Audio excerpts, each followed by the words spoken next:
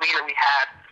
Simon was very influential in helping a lot of our guys get better when it came to mic work and work ethic. Epic was definitely a leader amongst the younger guys, especially in the earlier days. But like I said, if you were going to pinpoint one person who was the locker room leader, I would go with Leon Scott, 100%. Perfect. Okay. Hey, do you want to just give me a good soundbite on Dirk Manning? Because that last one you gave me, you basically just said he wasn't a leader, but he was an example. Yeah. Can you give me maybe a better soundbite so we can use something to put over Dirk? Because he said a lot of really good things about you in the promotion. Yeah. Well, basically, Dirk Manning, like I said before, I don't know if you want me to rehash what I said, but basically, Dirk Manning was pro wrestling eKlipse. From the start, Dirk came in as a street team guy. He was right out of sorry, let me re-say that. Dirk came in as a street team guy. He was fresh out of Frankie Reyes' school with UCW, and I think he had one match under his belt when he came to us, and he was really great. Him and Tony Devlin, and they both came to us around the same time, and Dirk put 230% into the promotion from day one. I just got a random, know from some guy I didn't know, and it's like a little funny backstory, and if you put this in here, he could probably kill me, but it's funny anyway, is, for the first month or two that he was doing street team stuff for me and Lewis, we could never remember his name, and we kept calling him Street Team McGee. And it kind of stuck, and that was kind of like his nickname backstage for a really long time, was Street Team McGee. But, Dirk put a lot of love into the promotion, and a lot of, and like I said, he was definitely the Tommy Dreamer, if you were going to compare it to ECW, like everyone likes to do, and he would put in, hours and hours, countless hours. I mean, me and him, alone would go and promote 2 or 3 days a week, hitting up every college and university in the area. We'd hit up, Walmart parking lots, the mall parking lots. We spent countless hours. The bowling alley, we actually got kicked out of the bowling alley, got escorted because we were giving flyers out in there. Put a lot of time into setting things up for the show to help us. We started trying to make things a lot nicer in there. He helped me build the entranceways, along with a couple of the guys. I want to get credit on that, which was like Paradox helped us with that a lot, and Louis Matos did help a lot with that. Josh Rain, a lot of the core guys, Michael O'Toole. But Dirk, if you were gonna pinpoint a pro, I think Dirk was eKlipse before any of us were. Cool. Okay.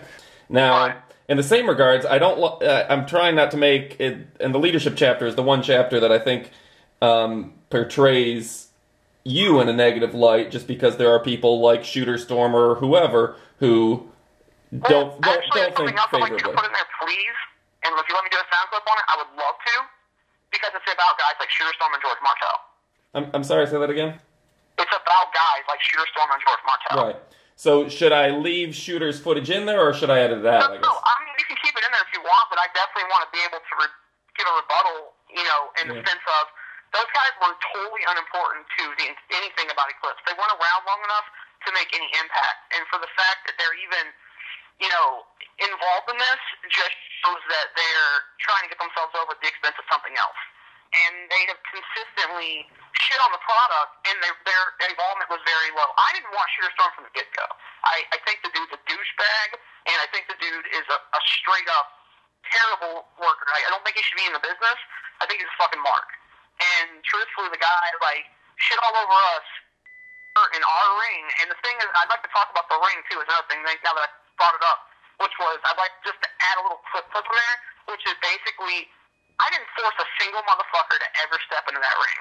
You are a grown adult. You make the decisions on your own. You come to the show. You see the ring. You worked out in it before the shows. You've heard the stories. Why the hell do you consistently keep coming back and complaining about the ring? If you hate the ring so much, throw me the money to buy a new ring. Okay. Okay, go ahead. Sorry. I'm just saying, these guys that have complained and cried about this and made me into this bad guy, is the same guys that caused so much drama that we could barely function on Friday nights sometimes. Shooter Storm literally almost got us shut down by Joe Bob because he hit up Joe Bob's wall trying to get her to shoot porn for him. Okay. I mean, the guy is a scumbag. I think I've got enough footage. I got another 15, 20 minutes, so I appreciate it, and I'm glad we got a chance to talk for a second time, because I know it was uncomfortable having George there. I really didn't get much footage from George, period.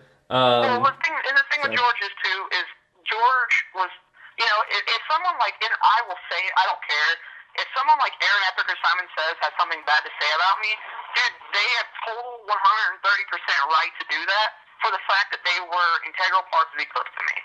If they want to say something bad about me or they have an opinion about me that, they want to share in this, I'm totally okay with that. I don't hold any ill will towards those guys because their words matters to me. But guys like Shearstorm and George Martell, who were there for a blink of an eye and did nothing but cause problems for the most time that they were there, they really can go suck a dick into their throat. I could care. Okay. I mean, this is the thing that these guys don't understand, and I do. Legitimacy brings things out of a person, and the problem is that those guys show no legitimacy, so therefore everything that legitimate comes their way scares them, and they go into defense mode. Their problem is that they're fucking jealous, and it's straight up. George Martell is fucking jealous. ACW wishes they had the hype that he puts this guy. And I'm sorry, I hate to talk like that because it sounds egotistical, but it's something that baffles me, the hype that we have. It's the same reason James Legend likes to shit on us and his little little jokes that he tries to throw out there every now and then, is because he wishes ACW could get the attention that Eclipse got. And it's thanks to the fans, and that's the thing. I want people to know, I am so appreciative of every single person who sat in that sweaty, fucking small, confined building. That, I'm so thankful to them. As for guys that want to do nothing but shit on a product that so many people put so much time into, they can kiss my ass. Seriously, they can go fuck themselves. But the thing, Mandrake talking about the guys not getting paid for the Irish Bloodbath, that was their decision. They came to me with the idea of gigging. I was actually kind of wary about it because, as far as I knew, Old School had never done, a gig job before. And, the thing about pay that consistently comes up, it annoys me for two reasons. I have friends that have seen some of your videos online right now, and they've lost all respect for Mandrake as a hardcore wrestler because they're asking why a hardcore wrestler like him is complaining about a ring. And secondly, friends that thought that wrestlers actually wanted to wrestle because they had passion. And I've said it forever. We didn't make any damn money. We lost money. And the guys that complain about not getting paid, they don't know half the story.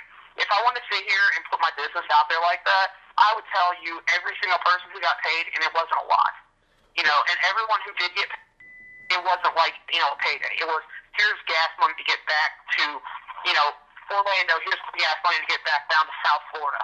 It was never, here's $60 every Friday night. That never happened.